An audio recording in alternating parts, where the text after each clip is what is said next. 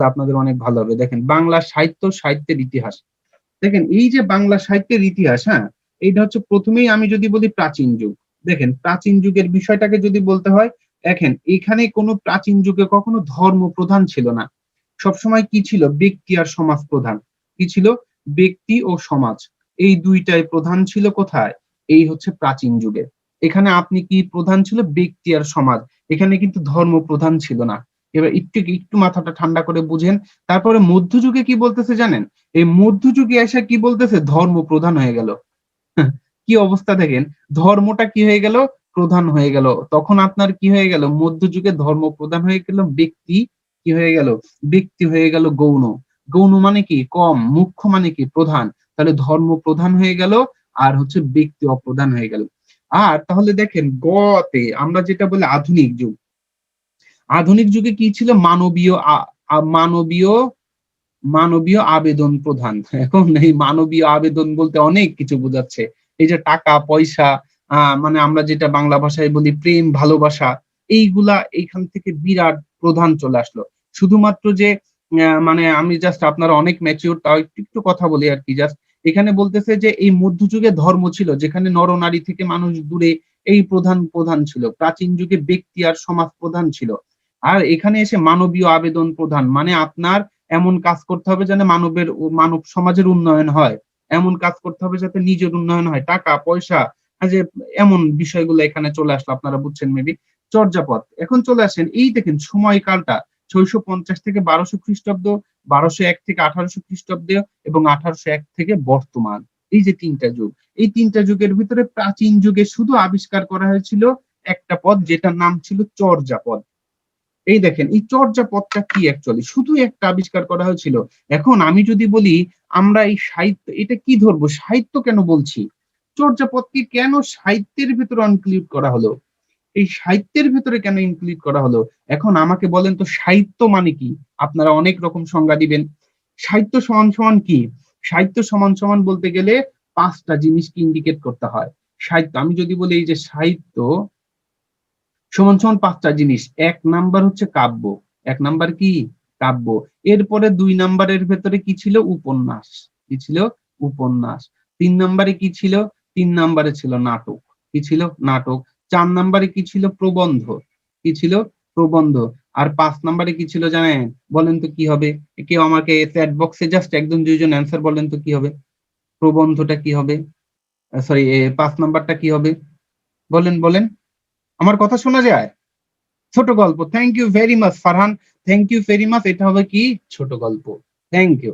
অর্থাৎ এটা কি ছিল?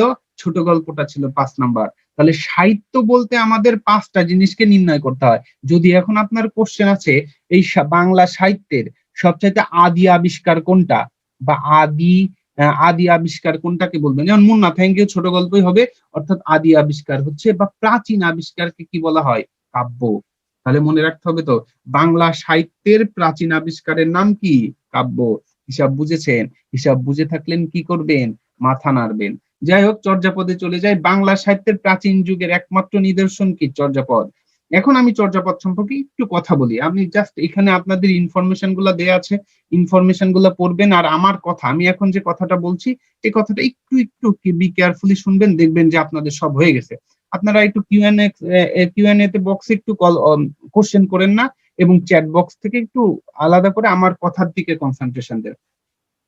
দেখেন বাংলা ভাষা ও সাহিত্যের প্রাচীন শাখা হলো কাব্য।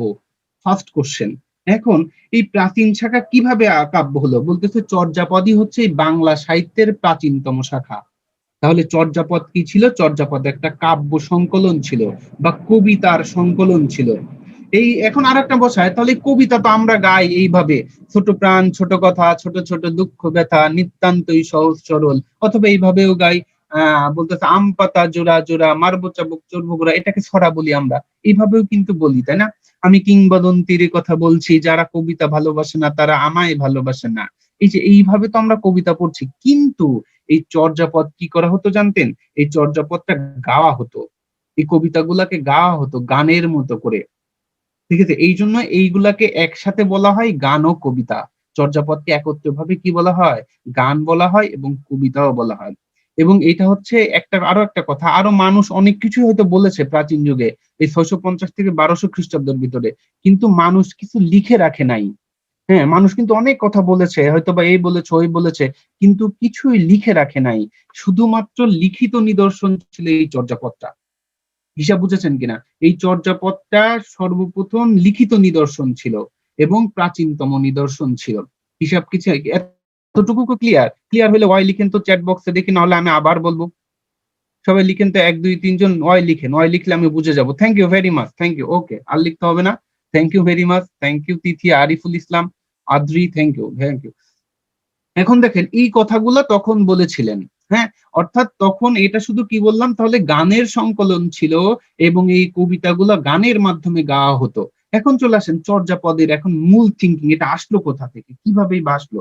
এই যে আমরা বলি, যদি আপনাদের এখানে এখানে যদি চর্যাপদের আপনারা যদি দেখেন, এখানে এই যে 2 নাম্বার লাইনটা দেখেন, চর্যাপদের আবিষ্কার হয় নেপালের রাজ দরবার থেকে 1907 সালে।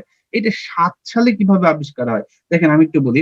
বলতে 1907 সালে ডক্টর হরপ্রসাদ শাস্ত্রী নামে একটা ব্যক্তি ছিল। ডক্টর হরপ্রসাদ শাস্ত্রী, এটা আমি একটু লিখে দেই নাকি? ডক্টর হরপ্রসাদ, হরপ্রসাদ কি শাস্ত্রী, ডক্টর হরপ্রসাদ শাস্ত্রী নেপালের রাজদরবার থেকে, নেপালের রাজদরবার থেকে এটাকে আবিষ্কার করেন এটাকে। এবং যখন এটার আবিষ্কার করেন, আপনাদের বইতেও আরো পাবেন, আপনাদের যে বইটা দেওয়া হবে, প্রথমে ছিল চর্যাচর্য বিনিশ্চয় নামে একটা এটাকে আবিষ্কার করেন। এবং এখানে কি বলতেছে, এখানে অনেক রকম নাম তিনি দিয়েছিলেন। এই যে চর্যাপদ আবিষ্কার করেছিলেন, এর সাথে তিনি আরো 2টা বই আবিষ্কার করেছিলেন, যার নাম ছিল ডাকারনব ও দোহাকোষ। এই বিষয়টা আমরা একটু এড়িয়ে যাই, এটা দরকার নেই আপাতত। হরপ্রসাদ শাস্ত্রী এই যে আপনি আবিষ্কার করে, হরপ্রসাদ শাস্ত্রী এই যে দেখেন একটা হিসাব আমি বলি, বলতেছে নেপালের রাজ দরবার থেকে 1907 সালে হরপ্রসাদ শাস্ত্রী এটাকে আবিষ্কার করে। কিন্তু এই যখন আবিষ্কার করে, এই যে তখন কি করে, তখন কিন্তু এটা ছোট ছোট খন্ড খন্ড আকারে আলাদা আলাদা ভাবে ছিল। হ্যাঁ, আলাদা আলাদা ভাবে এটা ছিল। পরবর্তীতে 1916 সালে তিনি টোটালি, এখানে আমি বলি, সাহিত্য বঙ্গ পরিষদ থেকে, এখানে লেখা আছে সালে, বঙ্গীয় সাহিত্য পরিষদ থেকে 1916 সালে এটা গ্রন্থাকারে তিনি প্রকাশ করেন। চর্যাপদের পদগুলা ছিল মাত্রাবৃত্ত ছন্দ। এখন অনেকেই কোশ্চেন করবে মাত্রাবৃত্ত ছন্দটা কি? হ্যাঁ, এখন আমি আবার একটু বলি, দেখেন তাহলে মাত্রাবৃত্ত ছন্দটা কি?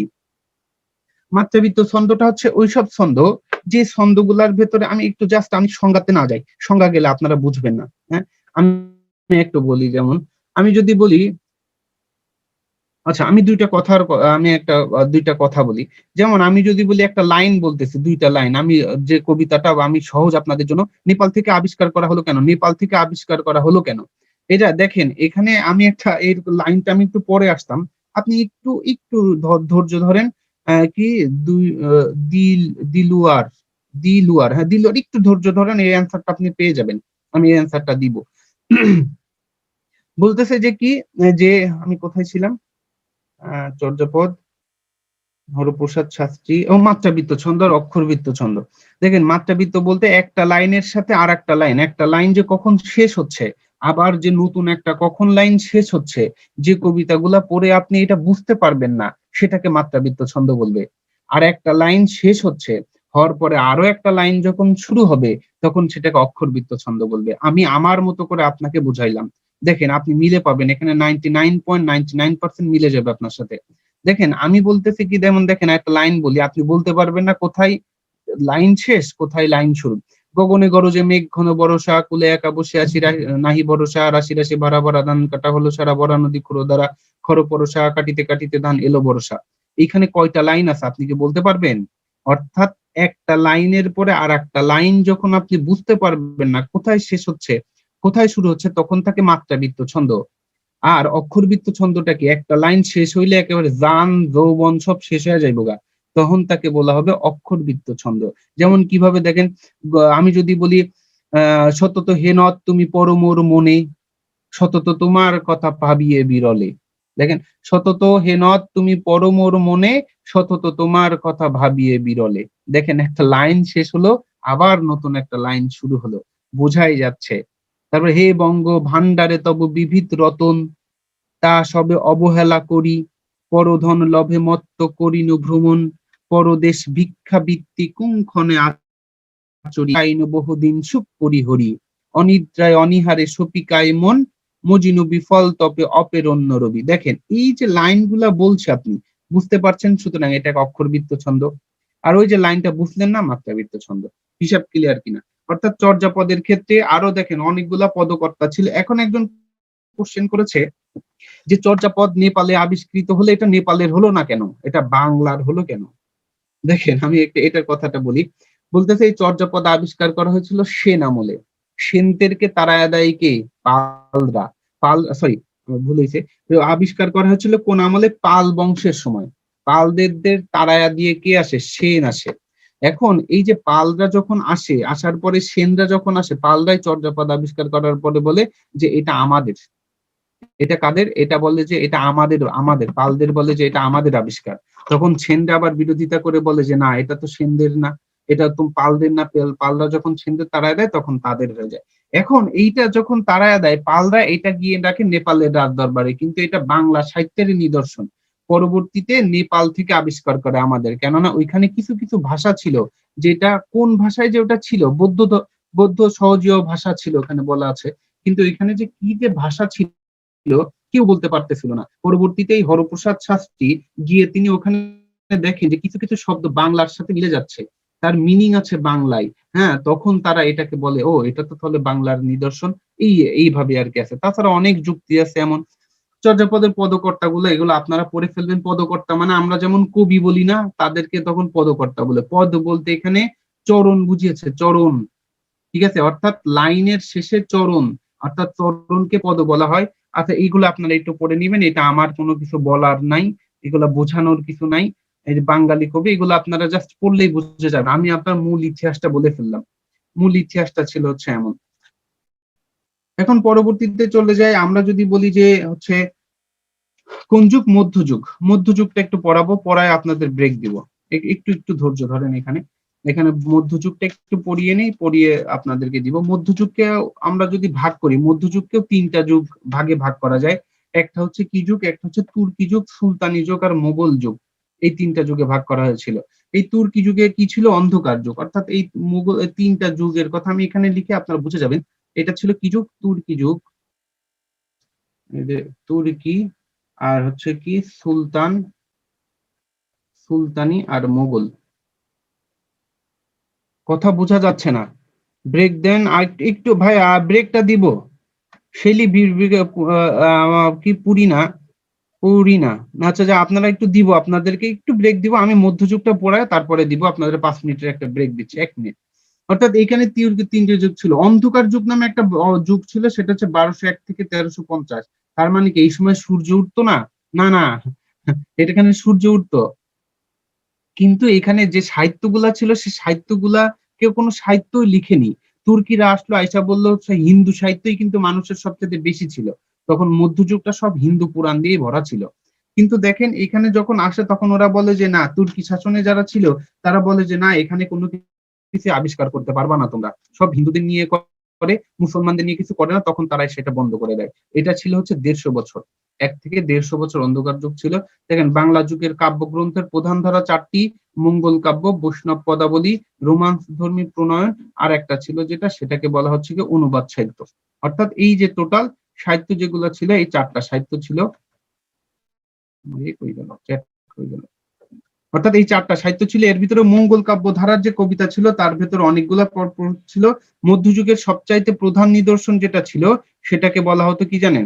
মধ্যযুগের সেটা সবচাইতে প্রধান ছিল শ্রীকৃষ্ণ কীর্তন কাব্য। শ্রীকৃষ্ণ কীর্তন কাব্য ছিল বাংলা সাহিত্যের সবচাইতে শ্রেষ্ঠ নিদর্শন। বরু চণ্ডীদাস এটা সর্বপ্রথম আবিষ্কার করে। তার ছন্দ নাম ছিল কি? অনন্ত অনন্ত অনন্ত চন্দ্র। কি ছিল? অনন্ত কি অনন্তবর। অর্থাৎ এইটা ছিল তার ছদ্মনাম। অর্থাৎ বরুচণ্ডীদাসের আদি এবং প্রথম কবি ধরা হয় বরুচণ্ডীদাসকে। ঠিক আছে, অর্থাৎ মধ্যযুগের আদি নিদর্শন এটা। আপনারা এটি একটু দেখে ফেলবেন। চৈতন্য যুগের কথা বলা হচ্ছে, মধ্যযুগ। এই যে ভারতচন্দ্র রায় গুণাকার, তিনি হচ্ছে এটাও রচনা করেছিলেন। এখানে মূলত শ্রীকৃষ্ণ কীর্তন কাব্যটা কি আসলে? হ্যাঁ, আপনাদের মনে অনেকের মধ্যে কথাও আসতে পারে যে শ্রীকৃষ্ণ কীর্তন কাব্যটা আসলে কি? এটা হচ্ছে রাধা, কৃষ্ণ আর হচ্ছে বরাই, 3টা ক্যারেক্টার ছিল। হ্যাঁ, হ্যাঁ, অর্থাৎ বলতেছে যে অনুবাদ সাহিত্য কি বা অন্য ভাষায় ছিল? না, অনুবাদ সাহিত্যটা বলতে অন্য ভাষা থেকে পরিবর্তন করে যে সাহিত্যটা রচনা করত, এটাকে অনুবাদ সাহিত্য বলে। যেমন লাইলি মজনু একটা অনুবাদ সাহিত্য ছিল কিন্তু। হ্যাঁ, এমন আরকি।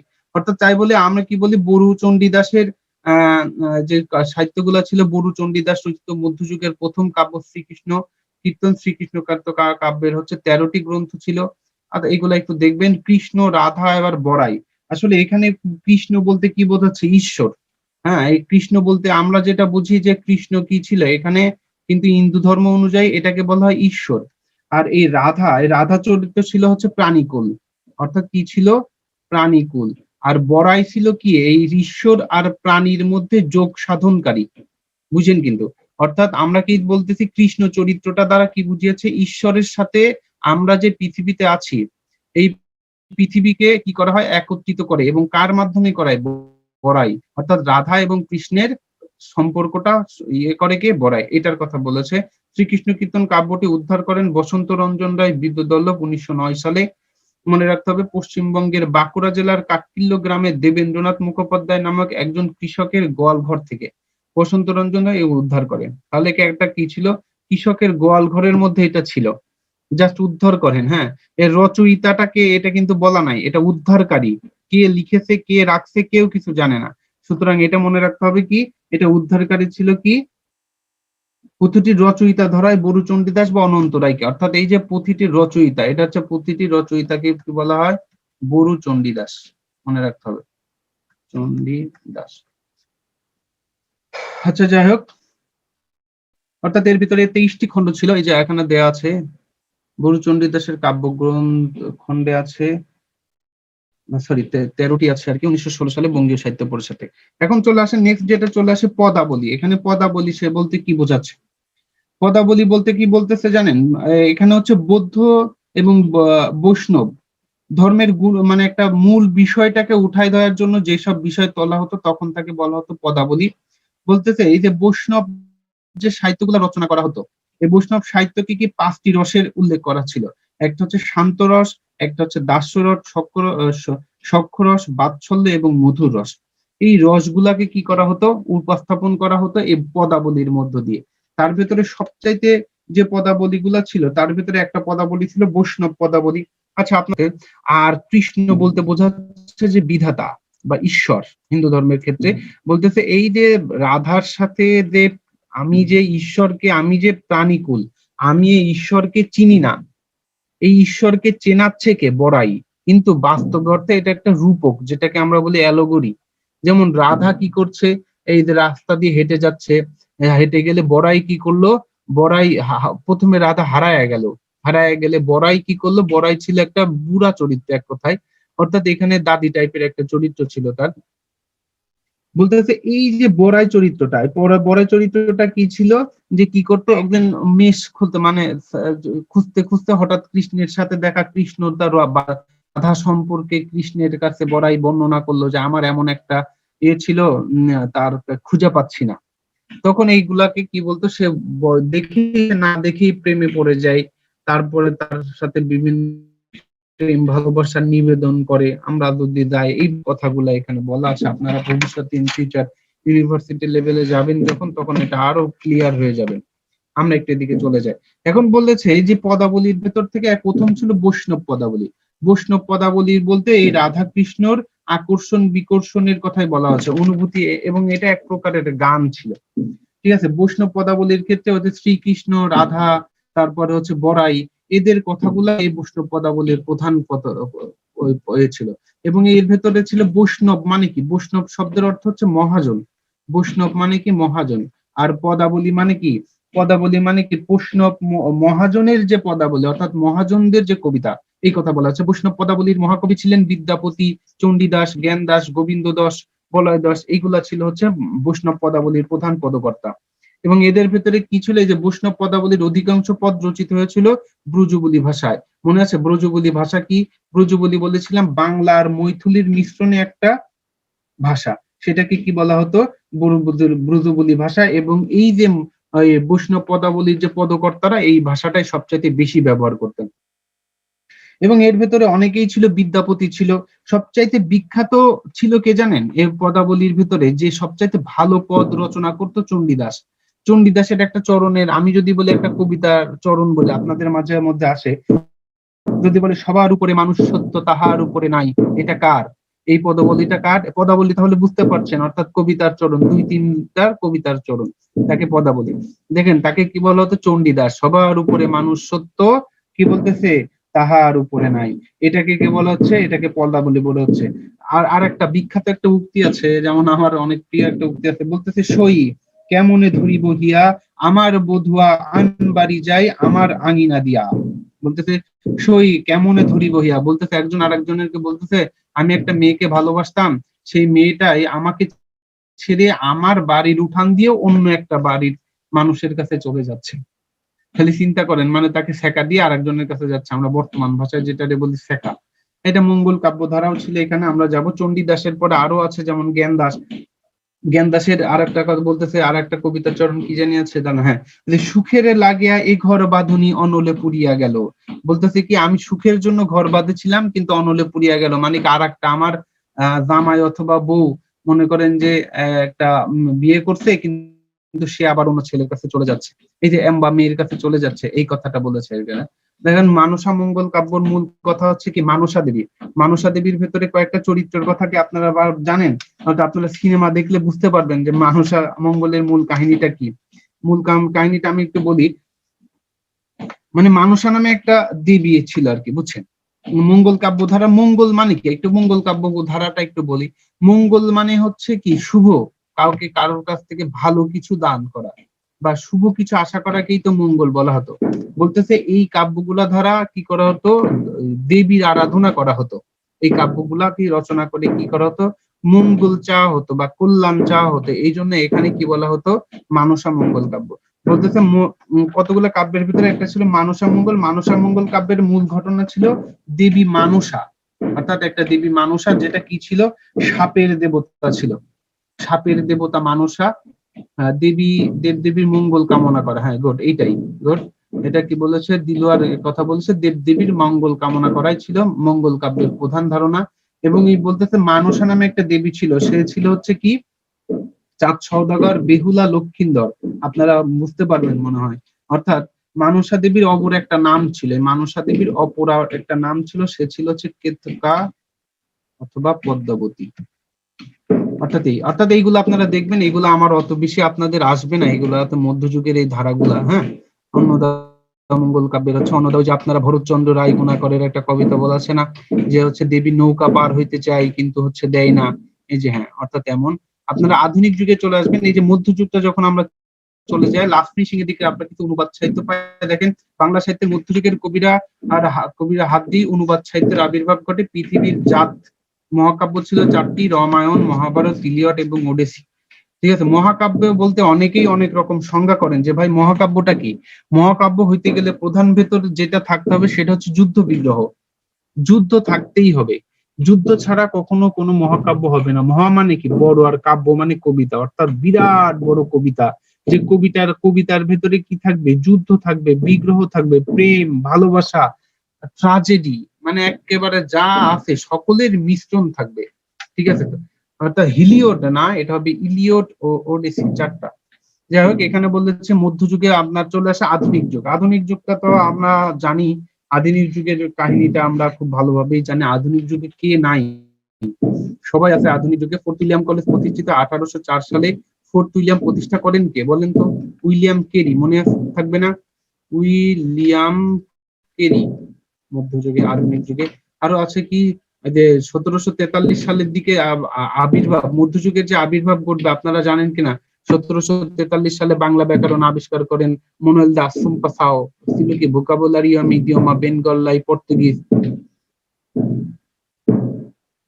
আচ্ছা যাক, এটা হচ্ছে ছিল 32 সিংহাসন। এর রচয়িতা ছিল মৃত্যুঞ্জয় বিদ্যালঙ্কার। বাংলা গদ্য সাহিত্য বিকাশে বিশেষ অবদান রাখেন ফোর্ট উইলিয়াম কলেজ। তারপরে বলতেছে ফোর্ট উইলিয়াম কলেজে বাংলা বিভাগের প্রধান অধ্যক্ষ ছিল উইলিয়াম কেরি। হ্যাঁ, আমার একটু ব্যাকগ্রাউন্ড সাউন্ড আসতেছে, যে আমার পাশের বিল্ডিংটা আর কি কেউ ভাঙতেছে আর কি, নতুন বিল্ডিং তৈরি করছে, এই জন্য হালকা একটু ব্যাকগ্রাউন্ড সাউন্ড আসতেছে। তাও কি আমার কথা শোনা যাচ্ছে না? আমার কথা কি বোঝা যাচ্ছে? স্পষ্ট বোঝা গেলে ওয়াই লিখেন তো একটু ভাই, ভাইরা বা আপুরা। স্পষ্ট, ও থ্যাংক ইউ। এই তো শোনা যাচ্ছে, একটু ব্যাকগ্রাউন্ড সাউন্ড আসতেছে, কিন্তু ওইদিকে না করে আমার কথাটা একটু খেয়াল করেন আর কি। ফোর্ট উইলিয়াম কলেজ হচ্ছে প্রতিষ্ঠা করেন, বাংলা বিভাগের অধ্যক্ষ ছিলেন উইলিয়াম কেরি। এরপরে পরবর্তীতে ওইখানে কিন্তু অনেক অধ্যক্ষ বা টিচার হিসেবে গেছিলেন।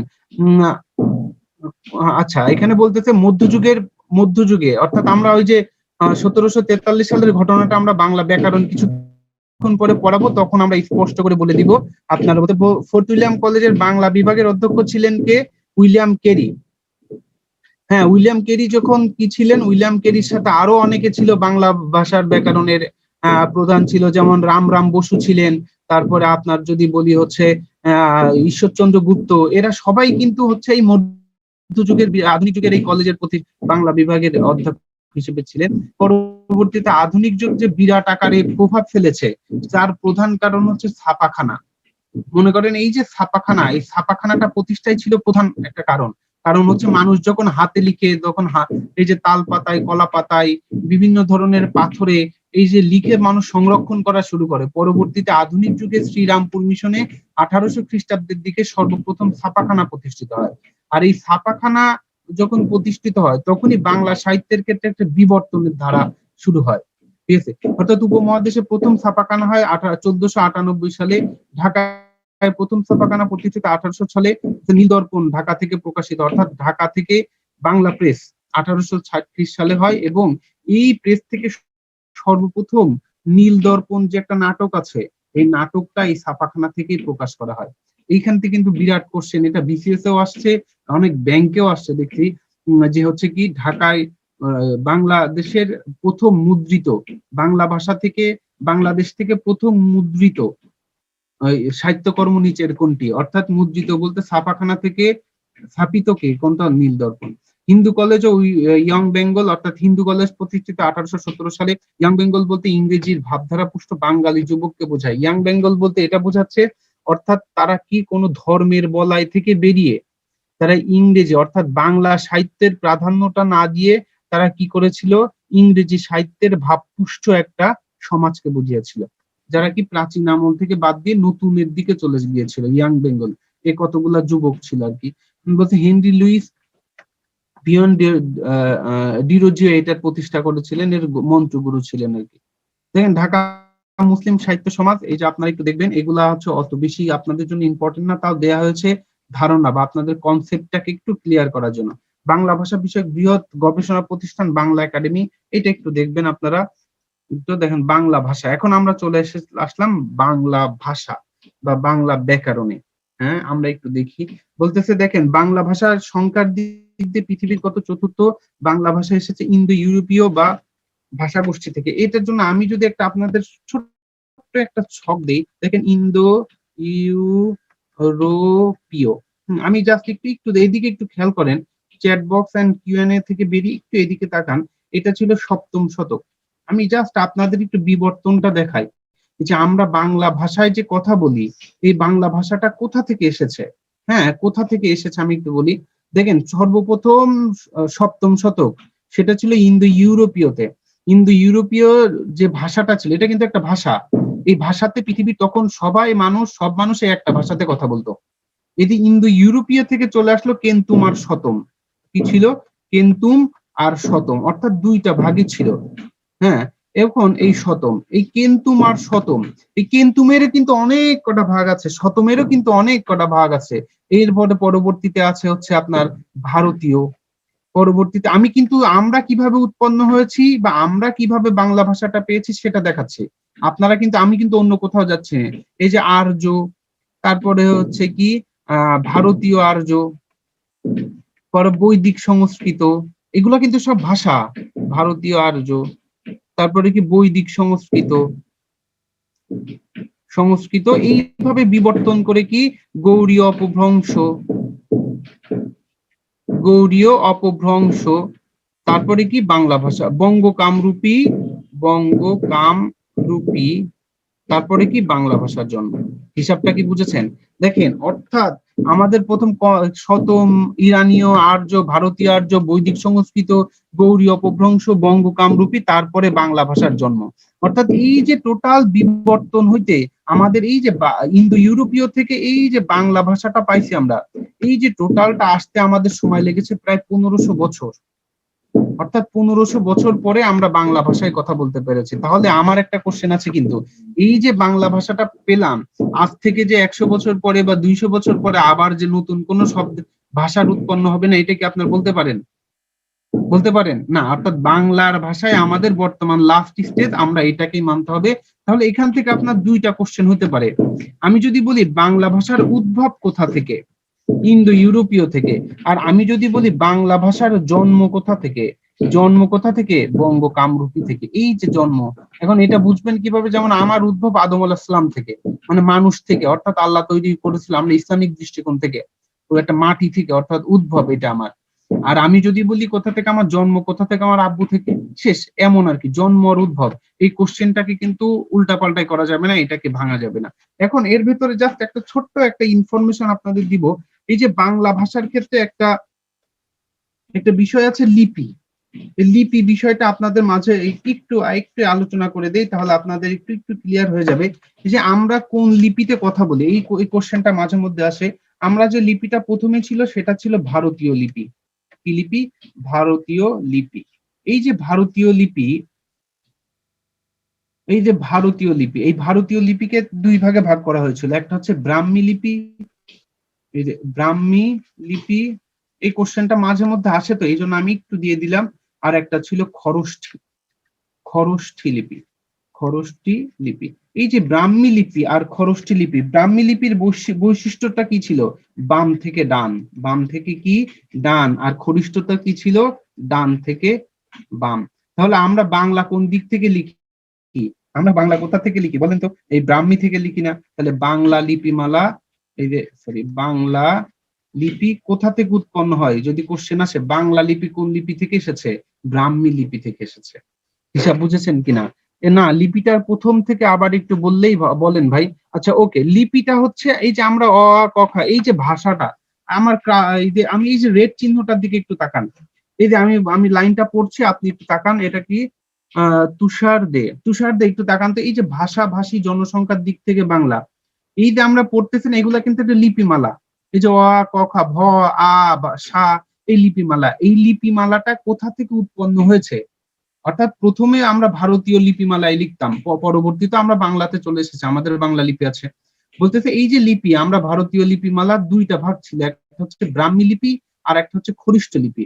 দুই রকম ধরনের লিপি লিখতো, অর্থাৎ কিছু মানুষ ব্রাহ্মীতে লিখতো, কিছু মানুষ খরিষ্ঠতে লিখতো। তাহলে আমি যদি বলি কিছু মানুষ ব্রাহ্মীতে লিখতো, কিছু মানুষ খরষ্ঠিতে লিখতো, তাহলে এর বৈশিষ্ট্যটা কিভাবে বুঝবো যে আমি কোনটাতে লিখতাম? বা এই তুষার দে, আপনি কোনটাতে লিখতেন? দেখেন কিভাবে বুঝলেন? তাহলে ব্রাহ্মী লিপি থেকে। কারণ ব্রাহ্মী লিপি কোথা থেকে আসে? বাম থেকে ডানে লেখা হয়। এবার আপনি একটু খাতায় লিখে দেখান তো, আপনি কোন দিকে লিখেন? ডান থেকে লিখেন না বাম থেকে লিখেন? তুষার দে, বলেন তো আপনি কোন দিক থেকে লিখেন? বলেন, চ্যাট বক্সে বলেন। বাম, গুড, বাম থেকে। তাহলে দেখেন এই যে বাম থেকে লিখেন, এই যে বাম থেকে, তাহলে আমার কি লিপি আসতেছে? বাংলা লিপিও কোন দিক থেকে লিখি আমরা? দেখেন তো, এই যে বাম থেকে লিখি। ঠিক আছে না? সুতরাং এইটাকে কি বলা হবে? এইটা হচ্ছে লিপিমালা। সুতরাং যদি কোশ্চেন আছে বাংলা লিপির উদ্ভব কোথা থেকে? ব্রাহ্মী লিপি থেকে। হিসাব বুঝেছেন কিনা? হিসাব বুঝলে মাথা নাড়েন। যাই হোক, মানুষের মনের জন্য বাকযন্ত্রের সাহায্যে অর্থপূর্ণ ধ্বনি বা ধ্বনি সমষ্টিকে আরবি কি খরষ্ঠী লিপি? ডেফিনেটলি আরবি খরষ্ঠী লিপি। Thank you very much. এই যে বলতেছে পৃথিবীর বর্তমান প্রচলিত ভাষার সংখ্যা, এই ভাষার ক্ষেত্রে বলেছে আপনার টোটাল এখানে কথা বলা আছে এইগুলাকে। এটা দেখি একটু, ভাষার বাংলা ভাষার রীতি রূপ এখানে দিয়েছে, আমরা এটা একটু পরবর্তীতে এসে আলোচনা করব। এখানে যে লক্ষ্য রীতিতে দৈরিক চলে গেছে, পরবর্তীতে আমি একটু বলি। হ্যাঁ, আপনারা একটা কথা বলি, তাহলে আরো বুঝবেন। এই যে আমরা যে বাংলা ভাষাটা, এই ভাষাটা রীতি কতটি? আমি যদি আপনার কাছে বলি যে রীতি বা প্রকার কতটি, আপনার একটা কোশ্চেনের আনসার দেন তো। বাংলা ভাষার রীতি বা প্রকার কতটি? আপনার এখন কোশ্চেন হইতে পারে যে ভাই রীতি কি রে ভাই, আবার রীতি তো আবার দেখতেছি না। গোর তুষার দে বলেছে দুইটা, হচ্ছে তারপরে মোমো বলেছে দুইটা, মোমো বলেছে দুইটা, মনোজ বলেছে দুইটা, গুড মনোজ অনেকবার দুইটা, আসলে অনেকবার দুইটা দিয়ে সে দুইটাই ইন্ডিকেট করেছে। জেনি দুইটা, শামীম, আকাশ, থ্যাংক ইউ ভেরি মাচ সবাইকে, সাদিয়া। ওকে, আমি একটু এক্সপ্লেইন করি। এখন বলেন তো সাধু আর চলিত, তাহলে দুইটা রীতি কি কি বলেন তো আমাকে, কেউ অ্যান্সার দেন দেখি, দেন দেন। এস দিলে আমি বুঝবো সাধু, আর সি দিলে বুঝবো চলিত, এই দুইটা লিখলে হবে। Okay good. আর একজন বলেছে লেখ্য, অথবা এছাড়া যদি অন্য কিছু হয় তাহলে ও লিখবেন। যদি সাধু চলিত হয় তাহলে সি লিখবেন, আর যদি অন্য কিছু হয় তাহলে ও লিখবেন। ও সি, আচ্ছা মো বলেছে ও, গুড।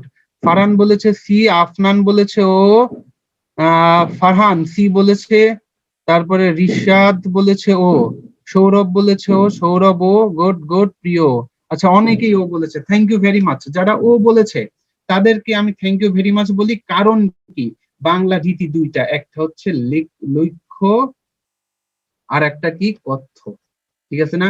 কারণ কি সাধু আর চলিত কিন্তু না, মানে বাংলা ভাষা আমরা যে কথা বলতাম, এই কথা বলার রীতি কি দুইটা। যেমন আমরা এক সময় কি ছিল বলেন তো, মানুষ কিভাবে কি করত, মানুষ কিন্তু কি বলতো বলেন তো, মানুষ লিখতো। যখন আমরা বড় বড় ছিলাম, আগানে বাগানে বসবাস করতাম, আমরা হচ্ছে যখন আমাদের খাবার দাবার কাঁচা মাংস খাইতাম, তখন কিন্তু আমরা ইশারা ইঙ্গিত, খিদা লাগলে পেটে হাত দিয়ে এমন করছি, মনে করে ঘুম পাইছে মাথায় হাত দিয়ে ঘুম পাইছি, তারপরে হচ্ছে মনে করেন যে এখনো মানে যে কোনো ইঙ্গিত দিয়ে আমরা এটাকে বুঝেছি।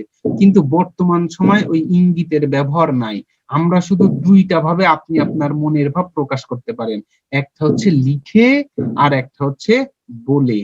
এই জন্য এটাকে বলা হয় কথ্য, আর একটাকে বলা হয় লেখ্য। দেখেন এই যে লেখ্য রীতিকে বলেছে, এখানে আমি লক্ষ্য, এখানে একটু কম জায়গা একটু উপরে লিখলাম। লেখ্য রীতি দুই প্রকার। কিভাবে দুই প্রকার? একটা হচ্ছে সাধু আর একটা হচ্ছে চলিত। আবার বলতেছে কথ্য রীতিও দুই প্রকার। কিভাবে কথ্য রীতি দুই প্রকার? একটাকে কি বলা হয় চলিত, আর একটাকে কি বলা হয় আঞ্চলিক। এখন আপনাদের ভেতর অনেক কোশ্চেন করবে আঞ্চলিক বা উপভাষা, আমি একটু বলে দিই একটু এই উপভাষা। আর এই চলিতকে অনেক সময় আমরা কি বলি প্রমিত, এইটা নিয়ে অনেক কোশ্চেন আসবে আপনাদের মনে। এখন এই প্রশ্নটা কি আমি একটু বলি, প্রমিত কি আসলে অ্যাকচুয়ালি? প্রমিতটা বলতে এইটা বোঝায়, অর্থাৎ চলিতরই একটা কথ্য রূপ বা মৌখিক রূপ। যেমন আমি যদি বলি একটা শব্দ কলম, হ্যাঁ, এই কলম শব্দটা লিখতে কি বলতেছে, ক প্লাস অ প্লাস ল প্লাস ওম, অর্থাৎ যখন লিখতেছি কিন্তু কলম, কিন্তু বলতেছি কি কলম। এই যে কলম মুখে উচ্চারণ করলেন যেটা দিয়ে, আর লেখার সময় এই যে হসের ব্যবহার করি, এই যে আমরা কখনো কখনো হস ছাড়া উচ্চারণ করি, সেটাকে কি বলা হয়? সেটাকে বলা হয় প্রমিত। হিসাবটাই মোটামুটি এমনই, এটা একটু মনে রাখলেই হবে। এখন চলে আসেন লক্ষ্য রীতি। এই লক্ষ্য রীতিকে দুই ভাগে ভাগ করা যায়, একটা হচ্ছে সাধু আর একটা কি চলিত। এখন এই সাধু এবং চলিতর অনেকগুলো পার্থক্য আছে। এর ভেতরে দেখেন আমি জাস্ট একটা উদাহরণ দেই, আপনারা মোটামুটি একটু ক্লিয়ার হয়ে যাবেন। দেখেন তৎসম শব্দ, আর দেখেন এখানে কি বলতেছে, সাধু শব্দের হচ্ছে পদবিন্যাস সুনিয়ন্ত্রিত, এই রীতি পরিবর্তনশীল, এগুলো আপনারা ছোটবেলা থেকে পড়েছেন। ভাই প্রমিত তা আবার একটু বলবেন? হ্যাঁ, প্রমিতটা বলতেছি যেটা দ্বারা আপনি কি, আমরা যেটা লিখি একটা আর মুখে উচ্চারণ করি একটা, অর্থাৎ আপনি যে মুখের ভাষাটা বলেন। যেমন আমি যদি বলি আমি প্রতিদিন স্কুলে যাই, এই যে যাই, যাই অন্তস্থ হবে না রস্যই হবে, এটা কিন্তু যাই আর যাই, এই যে উচ্চারণের কথার কিন্তু আমরা একটু ডিফারেন্ট করি। এই যে আমরা মুখে যেটা বলি সেটা প্রমিত, লিখি যেটা সেটা চলিত। আমি বোঝাইতে পারছি মনে হয়, চলিতরই মৌখিক রূপ ধরতে পারেন আপনি, ঠিক আছে? অর্থাৎ এইভাবে বলা যায়। অর্থাৎ গুরুচণ্ডালী, সরি গুরু গম্ভীর তৎসম শব্দবহুল, এই যে তদ্ভব শব্দবহুল, এটা আপনারা দেখবেন আপনাদের বইতে ক্লাস। আর অনেকেই বলে যে ভাই আমরা কোন বইটা পড়বো, হ্যাঁ কোন বইটা, হর্ষ না হস, হসের ব্যাপারটা একটু বুঝিয়ে দেন। আমি হসের ব্যাপারটা এর পরে আছে, আমি আপনাদেরকে একটু বোঝাচ্ছি। হ্যাঁ একটু একটু বোঝাচ্ছি আর কি, আমি হস ব্যাপারটা একটু বলে দিচ্ছি কিছুক্ষণ পরে। আর হচ্ছে দেখেন এইভাবে আর কি আমরা দেখি, আপনাদের হচ্ছে 9-10 এর যে গ্রামার বইটা আছে না মুনির চৌধুরীর, আপনারা ওই বইটা পড়বেন বাংলা ব্যাকরণের জন্য, ওইটা খুবই ইম্পর্টেন্ট একটা বই, ওটা পড়বেন। বলছে বাংলা সাধু চলিত রীতির মূল পার্থক্যর কথা দেখেছিলেন, এখানে তাহারা হবে তারা, হ্যাঁ এটা টাইপিং মিস্টেক বলতে পারেন এটা। বলছে ইহারা হবে এরা, আনিয়াছি থেকে এনেছে, তাহার থেকে তার, খাইয়াছি থেকে খেয়েছে। এখন চলে আসি বাংলা ব্যাকরণ। বাংলা ব্যাকরণ আমরা একটু আলোচনা করি, একটু দেখেন। হর্ষ, আপনি যদি বলেন হস, হস একটা জিনিস, আর হর্ষ একটা জিনিস, হর্ষ শব্দের অর্থ হচ্ছে হর্ষ শব্দের অর্থ হচ্ছে মনে করেন যে একেবারে বিষাদ, বিষাদের বিপরীত হর্ষ বিষাদ, হ্যাঁ মানে হচ্ছে সুখ, মানে ব্যাপক দীর্ঘ, এমন একটা বোঝাচ্ছে আর কি। ধ্বনি তত্ত্বটা আমি বলি, বাংলা ব্যাকরণের আলোচ্য বিষয়। বাংলা ব্যাকরণের ইতিহাসটা আমি একটু ভাবে বলি, এইগুলা তো আপনাদের পড়া পড়া একেবারে ঠোঁটস্থ হয়ে গেছে, এসএসসি তে পড়তেন, জেএসসি তে পড়তেন, আমি ইতিহাসটা মাঝে মধ্যে আসে। আমি আপনাদেরকে 3টা সাল বলি, 1743, এই যে 1800 আর 1834। তাহলে 1743 সাল, 1800 সাল আর 1834 সাল।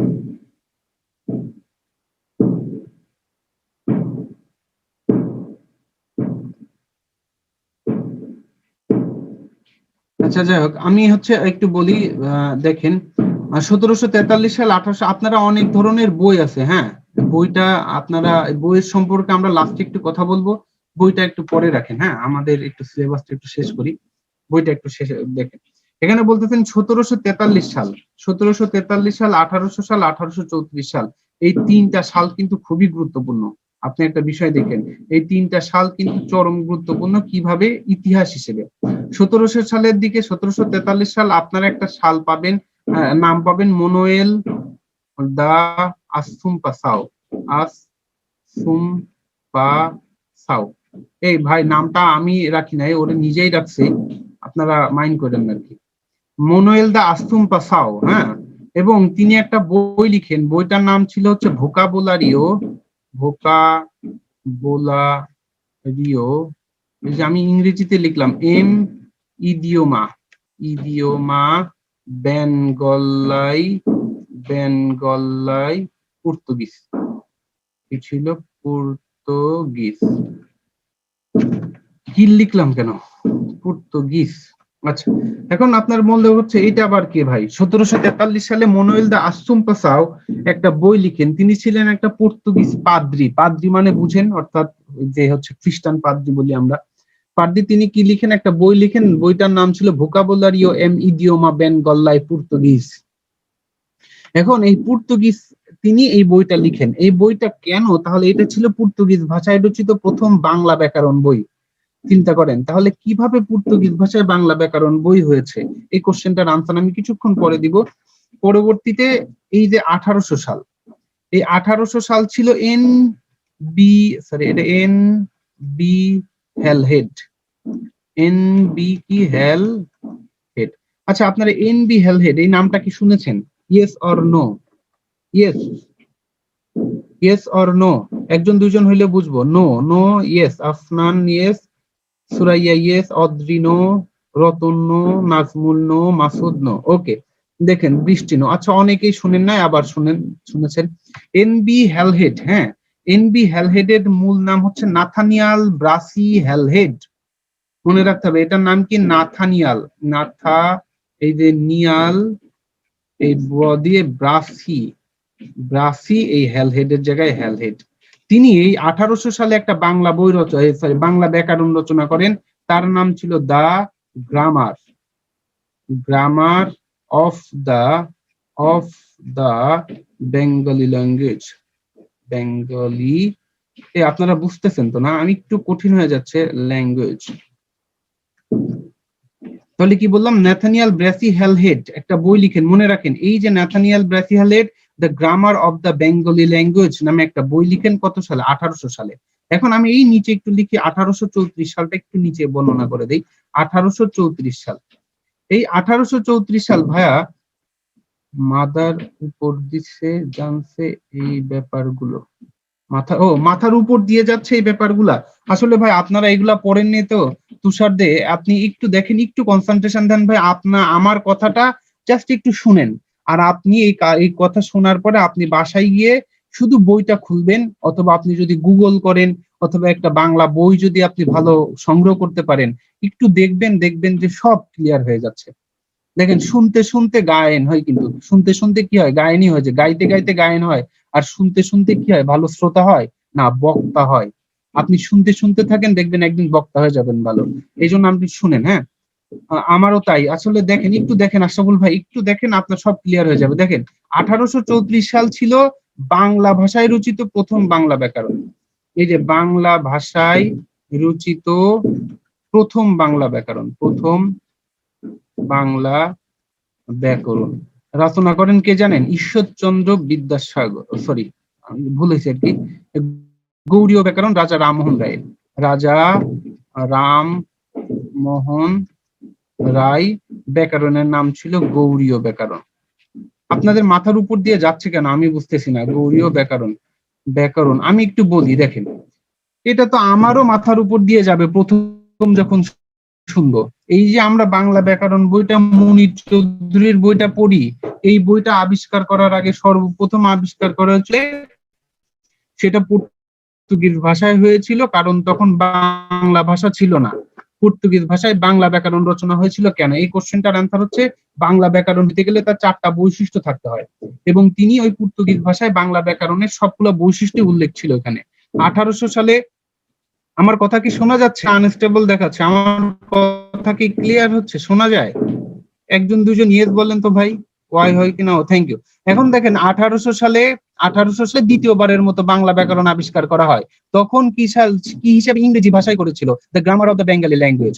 পরবর্তীতে 1834 সালে তৃতীয়বারের মতো বাংলা ব্যাকরণ রচনা করেছিলেন। কিভাবে রচনা করেছিলেন? বাংলা ভাষায় রচিত প্রথম বাংলা ব্যাকরণ রচনা করেছিলেন কে? রাজা রামমোহন রায়, গৌড়ীয় ব্যাকরণ। তাহলে বাংলায় প্রথম রচনা করেন 1834 সালে, অর্থাৎ প্রায় 100 বছর পর রচনা করেছিলেন। এই সব যে ব্যাকরণই রচনা করেছিলেন, প্রত্যেকটা ব্যাকরণের বৈশিষ্ট্য ছিল 4টা: ধ্বনি, শব্দ, বাক্য, অর্থ। অর্থাৎ বাংলা ব্যাকরণ হতে গেলে তার ধ্বনি থাকতে হবে, শব্দ থাকতে হবে, বাক্য থাকতে হবে, অর্থ থাকতে হবে। এখানে তত্ত্ব বিষয়টা কি? তত্ত্ব বলতে অনেকগুলা তথ্য একত্রিত হইলে তাকে তত্ত্ব বলে। তাহলে বাংলা ব্যাকরণের কোন কোন বিষয়গুলা ধ্বনি তত্ত্ব হবে বলেন তো তাহলে কি কি বিষয় ধ্বনি নিয়ে আলোচনা করে? সন্ধি, নত্ব, সত্য বিধান, তারপরে কি ধ্বনির পরিবর্তন, ধ্বনি বর্ণ, এই টপিকস গুলা। অর্থাৎ এগুলা সহজ আর কি, এগুলো আপনারা একটু বুঝলেই, দেখলে বুঝে পারবেন। বাংলা ভাষার 4টি মৌলিক অংশ আছে, সেটা হচ্ছে ধ্বনি, শব্দ, বাক্য, অর্থ। বিভক্তিহীন নাম শব্দকে প্রতিপাদিক বলে। এইটাকে আমি একটু বুঝাবো, কারণ এই কোশ্চেনটা জাস্ট একটু বুঝবেন। আপনারা 2 মিনিট একটু জাস্ট 1773 সালটা আবার একটু বলেন। 1773, 1743 হবে। হ্যাঁ, 1743 বাংলা ভাষায় রচিত প্রথম বাংলা ব্যাকরণ। 1743 সালে রচিত প্রথম বাংলা ব্যাকরণের নাম মনোয়েল দা আসুম্পাসাও রচিত একজন ব্যক্তি, তিনি ভোকাবুলারি এন্ড ইডিওমা এই ব্যাকরণটা রচনা করেন। পর্তুগিজ ছিল, পর্তুগিজ ভাষায় পর্তুগালের রাজধানী লিসবন থেকে তিনি এটা আবিষ্কার করেন আর কি। আচ্ছা, সরি, রচনা করে। দেখেন আমি বলি বিভক্তির নাম শব্দকে প্রতিপাদিক বলে। এখন বিভক্তিহীন নাম শব্দকে তো মৌলিক শব্দ যদি আপনি বলেন তাহলে কি ভুল হবে? যদি ভুল হয় তাহলে নো, আর ভুল না হলে ইয়েস। লিখেন তো একজন দুইজন। আমি যদি বলি বিভক্তিহীন নাম শব্দকে, এখানে বলেছে কি প্রাতিপদিক বলেছে, হ্যাঁ, কিন্তু আমি যদি এটাকে মৌলিক শব্দ বলি তাহলে কি ভুল? আমি কি ভুল? এটাকে ইয়েস অর নো? আমি কি ভুল? No, no, thank you. Yes, Mou বলেছে ইয়েস। আচ্ছা, ওকে। মৌ কেন ইয়েস হবে বলেন তো, কেন ভুল হবে? দেখেন মৌলিক শব্দ কাকে বলে? আপনি কি মৌলিক পদার্থ ইংরেজিতে পড়েছেন? ইংরেজিতে সরি, আপনার সায়েন্সে মৌলিক পদার্থ পড়েছেন। সেখানে কি আছে? যে শব্দটাকে ভাঙলে ওই শব্দ ছাড়া অন্য কিছু পাওয়া যায় না, সেটাকে মৌলিক পদার্থ বলে। এখানে আমি যদি বলি একটা শব্দ হাত, একটু বি কেয়ারফুল, এটা একটু দেখেন, আপনারা কিন্তু অনেক ঝামেলা হবে এটা। হ্যাঁ, আমি যদি বলি হাত, আর আমি যদি বলি কর, হ্যাঁ, আমি এই দুইটা শব্দ বলেছি, এইটা মৌলিক শব্দ। কারণ কি? মৌলিক শব্দ, এটাকে কি বলবো আমি? মৌলিক শব্দ। আর সাধিত শব্দ কখন হবে? সাধিত শব্দ কখন হবে? যখন এর সাথে কোনো কিছু যোগ হবে। যেমন আমি এই হাতের পরে আ দিলাম, কি হবে? হাতা। এই হাতা হচ্ছে সাধিত শব্দ, কারণ কিছু যোগ হয়েছে। করের পরে আ দিলাম, হয়ে গেল কি? করা। কিছু যোগ হয়েছে। হিসাব বুঝেছেন না? এই যে মৌলিক শব্দের ভিতরে এই হাত কিন্তু একটা নাউন, এই কর কিন্তু একটা ভার্ব, যাকে বাংলায় ক্রিয়া, এটাকে বিশেষ্য বলে। দেখেন এখন এই নাম শব্দ হাত আর কর দুইটাই কিন্তু মৌলিক শব্দ। দেখেন, অর্থাৎ সু প্লাস মন, না না এটা না, এই সুমন মানে ওই সুমন না, আরে ভাই, এই সুমন ভাঙলে কি এটা পাওয়া যায় না? সু প্লাস মন, এটা কি হয় না? এখানে সুমন নাম, হ্যাঁ, আর সুমনকে ভাঙলে সুমন যোগ কে? সুমনকে। আচ্ছা, এখানে সুমন প্রাতিপাদিক। আচ্ছা, আমি আরেকটু বোঝাই, ওই উদাহরণটা বাদ দেন। এখানে হাত প্লাস আ, হাত কিন্তু নাউন, এই কর প্লাস আ, কর কিন্তু ভার্ব। সুতরাং মৌলিক শব্দ হচ্ছে হাত, কর দুইটাই। সাধিত শব্দ হাতা আর করা। এখন তাহলে প্রাতিপদিকটা কি? প্রাতিপদিক বানানটা একটু দেখেন, পয়রা ফলা আকারে প্রা, তৈরসিকারে তি, প প প, দৈরসিকারে দি ক। প্রতিপাদিক না, প্রাতিপদিক, হিসাবটা বুঝে রাখেন। এখন দেখেন এই প্রাতিপদিকটাকে বলতেছে কি, তাহলে কোনটা বলতেছে? শুধু নাম শব্দগুলাকে কি বলবে? প্রাতিপাদিক বলবে। তাহলে এই যে হাতকে আমি নাম প্লাস কি বলতে পারি? প্রাতিপদিক বলতে পারি না? হিসাব কি ঠিক আছে না? অর্থাৎ প্রাতিপাদিক বলতে নাউন হলো নাম শব্দ, তাহলে এটা নাউন, তাহলে এই প্রাতিপদিককে আমি মৌলিকও বলতে পারি, আবার কি বলতে পারি? হাতকে আমি কি বলতে পারি? মৌলিকও বলতে পারি, প্রাতিপদিকও বলতে পারি। করকে কি তাহলে আমি প্রাতিপদিক বলতে পারি? ইয়েস অর নো, ওয়াই আর এন? ওয়াই কে কি আমি করকে কি আমি প্রাতিপদিক বলবো? বলেন তো। ইয়েস কেন? এই তুষার দে কেন? এই না না ইয়েস কেন? এই আস্তে আস্তে আস্তে আস্তে আর লিখেন না তো, এই আস্তে আপ বুঝেন নাই, কেউ কেউ বুঝেন নাই, কেউ লিখেন না। দেখেন মৌলিক শব্দ আমি বলতেছি দুইটা, একটা হচ্ছে হাত আর কর। এই কর কি বলেছে আমি? ভার্ব। ভার্ব মানে কি? ক্রিয়া। ভার্ব মানে কি? ক্রিয়া। আর নাউন মানে কি? নাম, তাই না? এখন বলেছে হাত আর কর দুইটা মিলে কি শব্দ? মৌলিক শব্দ। আর প্রাতিপদিকের সংজ্ঞাটা দেখেন, বিভক্তিহীন নাম শব্দ। দেখেন এখানে কর আর হাতের ভেতরে নাম শব্দ কোনটা? হাত।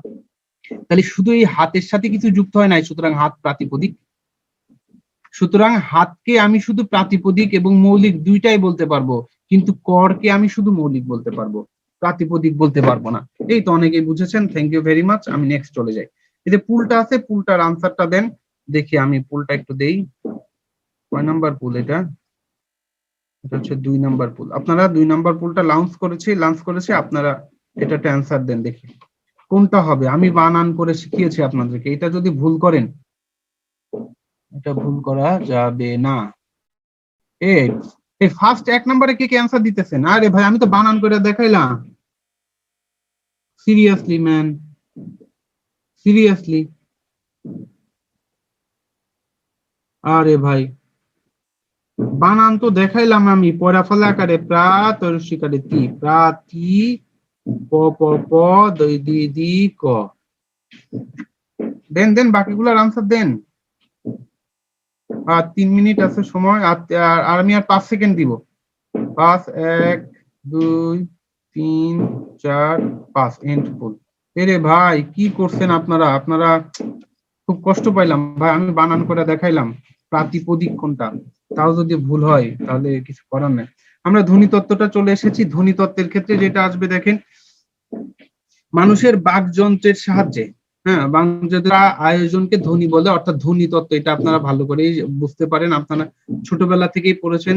স্বরধ্বনি বাতাস বাধা পায়, ব্যঞ্জন ধ্বনিতে বাতাস বাধা পায় না। হিসাব কি ক্লিয়ার? কিভাবে স্বরধ্বনিতে বাতাস বাধা পায় বলেন তো? অর্থাৎ আরো একটা কথা যদি বলি, অন্য ধ্বনির সাহায্য ছাড়া, অন্য ধ্বনির সাহায্য ছাড়া। অর্থাৎ আমি যদি বাতাস পাই না, আমি যদি বলি আ, অ, ক, খ, এমন বাতাস বাধা পাই, স, স, ড, ঢ ইত্যাদি। স্বরধ্বনির লিখিত রূপকে কি বলে? বর্ণ বলে। বর্ণ 11টি। তাহলে ধ্বনি কতটি বলেন তো? ধ্বনি কতটি? ধ্বনি 7টি। অর্থাৎ ধ্বনি যেটা কি মুখে উচ্চারণ করেন, আর বর্ণ কি সেটা হচ্ছে লিখেন, তাই না?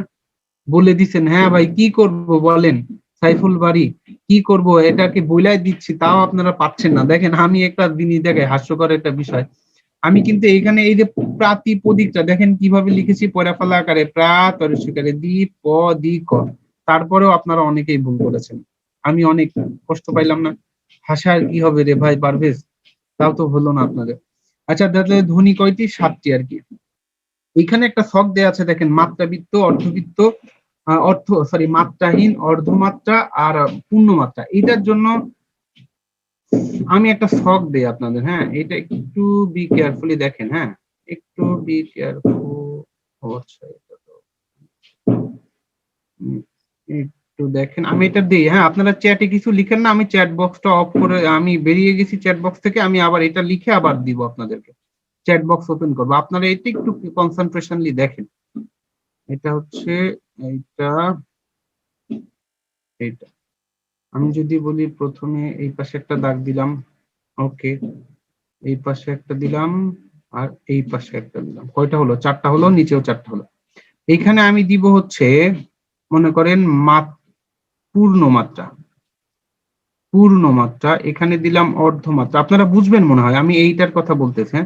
অর্ধ বলতে অর্ধমাত্রা আর মাত্রাহীন, মাত্রাহীন এটা লিখে দিলাম এখানে, মাত্রাহীন বুঝতে পারবেন তো মনে হয়। হ্যাঁ, বুঝতে পার। এখানে আমি লিখলাম স্বরবর্ণ, এটাকে লিখলাম ব্যঞ্জন, আর এটাকে বললাম বর্ণমালা। দেখেন স্বরবর্ণে পূর্ণমাত্রার সংখ্যা কয়টা? 6টা। ব্যঞ্জন বর্ণে কয়টা? তাহলে 26টা। টোটাল মিলে কয়টা? 32টা। হিসাব চলে গেল। কিন্তু বর্ণমালা আমাদের টোটাল কয়টা? 50টা। আর আছে কয়টা? 18টা। অর্ধমাত্রা, আমি কিন্তু অর্ধমাত্রার কথা বলেছি। স্বরবর্ণে কয়টা? একটা, সেটাকে কি বলা হয়? রি।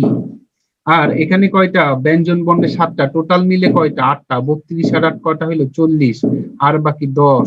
মাত্রাহীনটা কিন্তু 6 আর 7, 7 হয়ে গেল। আমি একটু চ্যাট বক্সে একটু ওপেন করব, ওইখানে কয়টা হবে দেখি একটু। চ্যাট বক্সে লিখেন কেউ। হ্যাঁ, চ্যাট বক্সে কেউ লিখেন তো, বলেন তো এই যে মাত্রাহীনে স্বরবর্ণে কয়টা হবে? 4টা। Good, thank you very much. এখানে 4টা হবে, এখানে 6টা হবে, টোটাল মিলে কয়টা হবে? 10টা। 4 আর 6। Okay, good, very very thank you সবাইকে। এখন আমি নেক্সট পেজে চলে যাই। এখানে বলতে স্বরবর্ণের সংক্ষিপ্ত রূপকে কি বলে? কার বলে। কার। এই যে হস আসছে, তুষার দে, এটা একটু শুনেন। তুষার বাড়ি আর কি, এটা একটু শুনেন। দেখেন স্বরবর্ণের সংক্ষিপ্ত রূপকে কি বলে? কার বলে। কার হয় 10টা, হয় না কয়টার? বলেন তো? একটার। সেই একটা কি? অ। এই অ কে কি বলে? কারহীন।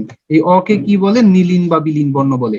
তাহলে কি অ কি কোনো শব্দের ভিতরে ব্যবহার করা হয় না? শব্দের মধ্যে কিন্তু ব্যবহার করা হয়। এই অ কে কিভাবে দেখা যায় না, কিন্তু অ যখন বসে না, এই অ এর পরিবর্তে, অ এর পরিবর্তে, পরিবর্তে কি বসে? হস বসে। এই যে হস চিহ্নটা বসে। ঠিক আছে, অ এর পরিবর্তে হস চিহ্ন বসে। লিন মানে কি? ভ্যানিশ। কিন্তু আছে, কিন্তু আপনি দেখতে পাবেন না। ঠিক আছে, অকে লিন বর্ণ মানে আপনি দেখতে পাবেন না কিন্তু আছে, এমন। এই হস চিহ্ন, অ এর পরিবর্তে হস চিহ্ন বসে। যেমন আমি যদি বলি কর, এখানে হস চিহ্ন দিলে এর উচ্চারণ করতে গেলে আমরা যেমন লিখতাম করো, এই করো যখন হস চিহ্ন দিব তখন এই ও এর ব্যবহার হবে না, বা অ এর ব্যবহার হবে না। অ বা ও, এই এর দুইটার পরিবর্তে হস চিহ্ন বসে। ঠিক আছে না? থ্যাংকস ভাইয়া। তুষার দে, থ্যাংক ইউ ভেরি মাচ, আপনাকে বুঝাইতে পেরেছি। বাংলা ভাষায় যৌগিক স্বরধ্বনির সংখ্যা 25টি, কিন্তু যৌগিক স্বর বা দ্বিস্বর কয়টি? 2টা। এই দুইটাকে কি বলা হয়? যৌগিক স্বরজ্ঞাপক চিহ্ন। দেখেন যৌগিক, এর আরো একটা নাম আছে যৌগিক স্বরজ্ঞাপক চিহ্ন। জ্ঞাপক কি? চিহ্ন। একে কি বলা হয়? যৌগিক স্বরজ্ঞাপক চিহ্ন হচ্ছে 2টি, ওই এবং ও। ঠিক আছে না? সাইফুল বাড়ি, মারো। মারো, মারো, হ্যাঁ মারো একটা শব্দ, যেমন ময়াকার রয়কারেরও মারো। হ্যাঁ, এইটাকে আপনি ও কে বাদ দিতে চাবেন, তখন কি হবে? এই ময়াকার র হসন্ত দিতে হবে নিচে, তাহলে আর ওকারটা ব্যবহার করা হবে না। হিসাব বুঝেছেন তো সাইফুল বাড়ি? সাইফুল বাড়ি ক্লিয়ার? ওকে, ঠিক আছে। এখন চলো কি স্বরবর্ণের সংক্ষিপ্ত রূপে। আচ্ছা, ফলা কয়টি? ফলা হচ্ছে 6টি। থ্যাংক ইউ, ওয়াই লিখেছেন, তার মানে ইয়েস, বুঝতে পেরেছেন। মনে রাখা সহজ উপ লবণ মজার, অর্থাৎ আমরা জানেন তো 6টা কি কি আছে। এই কি? ম, জ, ব, র, ল, ন। এটা কি কি হলো? 6টি হচ্ছে ফলা আছে। টোটাল মিলে ফলা 10টা। এই যে স্বরবর্ণের উচ্চারণের বিষয় আপনাদের এখানে কিছু বলা আছে। উচ্চারণ থেকে রিটেন কোশ্চেন আসার সম্ভাবনা বেশি। রিটেন, হ্যাঁ আমি এখানে লিখে দিলাম RITTEN। এই রিটেন আসার সম্ভাবনা বেশি, এখান থেকে একটু দেখবেন।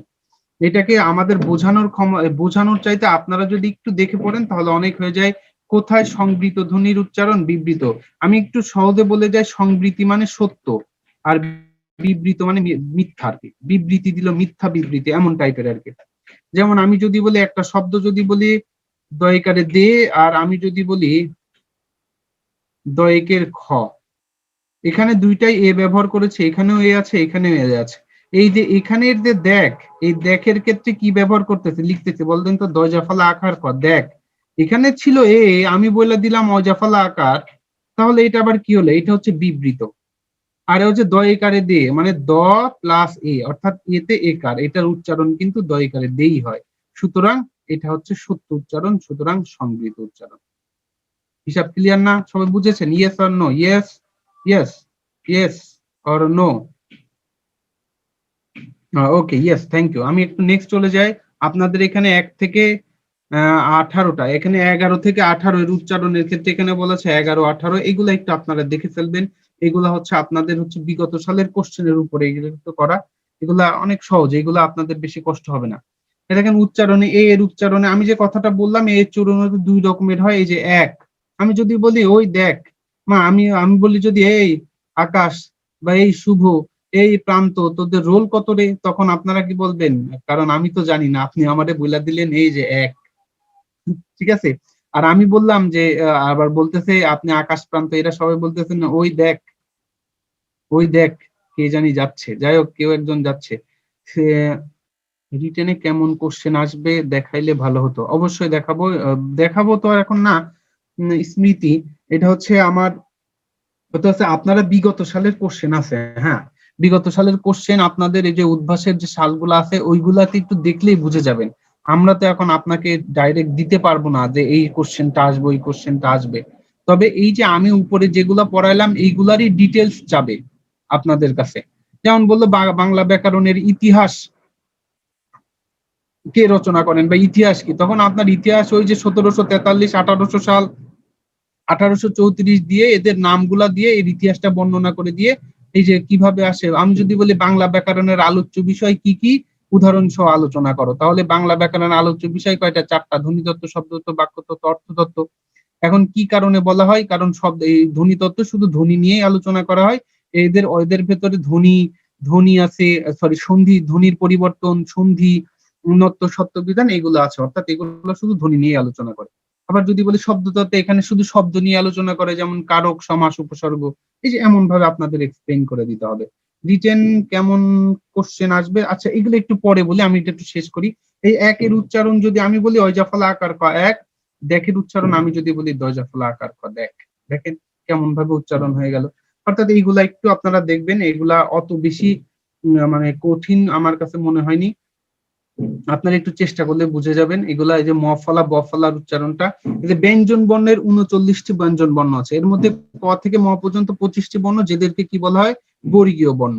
এখন আমি যদি বলি ক থেকে ম পর্যন্ত, এই দেখেন ক, এই যে যে বর্ণগুলা লিখলাম, এই বর্ণগুলা হচ্ছে অঘোষ। কি বললাম? অঘোষ। আর এই বাকি তিনটার যে রুলস, সেগুলাকে কি বলা হবে? ঘোষ। এখন অল্প প্রাণ, মহাপ্রাণ, অল্প প্রাণ, মহাপ্রাণ। প্রথমটা হচ্ছে অল্প, এই যে এটাকে বলা হবে অল্প প্রাণ, আর এইটাকে অল্প প্রাণ, আর এইগুলাকে কি বলা হয়? মহাপ্রাণ। এইটাও কি প্রাণ? মহাপ্রাণ। এটাও মহাপ্রাণ।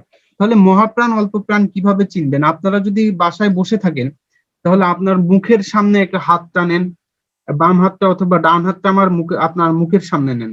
যারা আছেন সবাই নেন। নেওয়ার পরে আপনি ক উচ্চারণ করেন আর খ উচ্চারণ করেন। করেন ক উচ্চারণ, বলেন ক, করেছেন। পরে আবার খ উচ্চারণ করেন, খ, খ। আবার আপনি ট উচ্চারণ করেন, ট, ট, জোরে উচ্চারণ করেন, ট। এবার উচ্চারণ করেন ঠ, ঠ করেছেন, করেন, একটু জোরে করতে হবে, হ্যাঁ। আপনি আবার উচ্চারণ করেন তো ত, ত উচ্চারণ করেন আমার সাথে, ত। এবার উচ্চারণ করেন থ, ঠ। দেখেন তো বাতাস বেরোচ্ছে কোনটা থেকে বেশি? কোনটা থেকে বেশি থেকে বাতাস বেরোচ্ছে? থ থেকে বেশি বাতাস বেরোচ্ছে। আবার একই রকম ভাবে আপনি যদি উচ্চারণ করেন দ, আবার উচ্চারণ করেন যদি ধ, ধ, দেখেন ধ উচ্চারণ করতে বেশি বাতাস বেরোচ্ছে। অর্থাৎ যেটা থেকে কম বাতাস বেরোচ্ছে সেটাকে বলা হয় অল্প প্রাণ, যেটা থেকে বেশি বাতাস বেরোচ্ছে সেটাকে বলা হয় মহাপ্রাণ। এখন অঘোষ, ঘোষ, আপনাদের যারা স্বরতন্ত্রী আছে, ওই যে আমাদের গলার কাছে এই যে একটা স্বরতন্ত্রী হয় না, এই স্বরতন্ত্রীটা যদি একটু ওঠানামা করে, অর্থাৎ যদি কম ওঠানামা করে সেটাকে অঘোষ, এবং সেটাকে একটু মধুর টাইপের হয়, মানে একটু আমরা যদি বলি লেডিস কণ্ঠ আছে না, লেডিস কণ্ঠদের মতো শোনায়, নরম ভালোবাসার কণ্ঠ শোনায়, সেটাকে বলা হবে অঘোষ। যেমন প, ফ, ব, বকা দিলি আমাকে বকা, দেখেন। আর একটু গভীর কণ্ঠ শোনায়, একটু রাগী রাগী টাইপের কণ্ঠ শোনাইলে সেটাকে বলা হবে অঘোষ। হিসাব বুঝেছেন কিনা? দেখেন আমি যদি বলি তোর ঠোঁট ধরে টান দিব, হুম, দেখেন ঠোঁট একটা গভীর কণ্ঠ। আমি বলি যদি ডান্ডা মেরে ঠান্ডা করবো, দেখেন ডান্ডা, অর্থাৎ ঠান্ডা। দেখেন ঠান্ডা, এই তোর ঠান্ডা লাগছে নাকি, এই তোর ডান্ডা মারমু বেড়া। এই যে শব্দগুলা যে ব্যবহার করলাম, এই শব্দগুলার ক্ষেত্রে আমরা কি ব্যবহার করব? অঘোষ ঘোষ ব্যবহার করব। নাসিকা বর্ণগুলা কিভাবে উচ্চারণ করে? আপনি আপনারা নাক টিপে উচ্চারণ না করতে পারলে, নাক টিপে, যেমন নু ন উচ্চারণ নাই। দেখেন নাক টিপে দন্তান উচ্চারণ করেন, দন্তান উচ্চারণ নাই, কিন্তু প উচ্চারণ করেন প প। ঠিক আছে, অর্থাৎ নাক টিপে উচ্চারণ না করতে পারলে সেটাকে নাসিক্য। এতে ঘোষ অঘোষ আমি যে কথাগুলা বললাম সে কথাগুলারই এখানে এক্সপ্লেইন দেয়া আছে, আপনারা দেখে ফেলবেন। এটা কয়টা আছে? এই তারণ জাত ধ্বনি এবং কম্পন জাত ধ্বনি, এটা তারণ আর কম্পনটা কি? আমি বলি আপনার ফোনে ভাইব্রেশন, হ্যাঁ, আপনার ঘৃষ্ট মানে একই ধারার বর্ণ, ঘৃষ্ট বর্ণ মানে যেমন ক খ গ ঘ একই ধারার বর্ণ, যেমন ওষ্ঠ বর্ণ, ওষ্ঠ মানে কি? আমাকে বলতে পারবেন ও কে ওষ্ঠ মানে কি? আপনারা বলবেন সবাই ঠোঁট। আসলে দেখেন ঠোঁট বলতে দুইটা জিনিস, ওষ্ঠ আর অধর। ওষ্ঠ মানে কি? ওষ্ঠ মানে উপরের ঠোঁট, আর অধর মানে কি? নিচের ঠোঁট। ঠিক আছে, অর্থাৎ দুইটা মিলে ঠোঁট।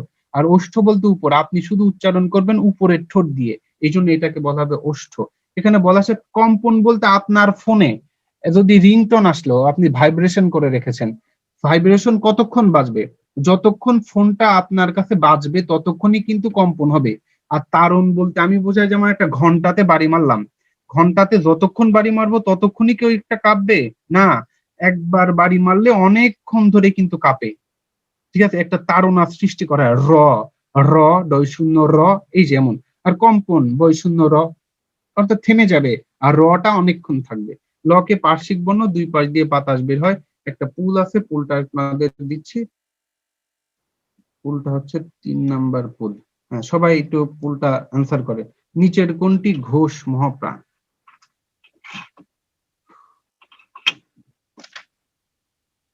12টা 34, আপনাদের সময়টা বেড়ে গেছে।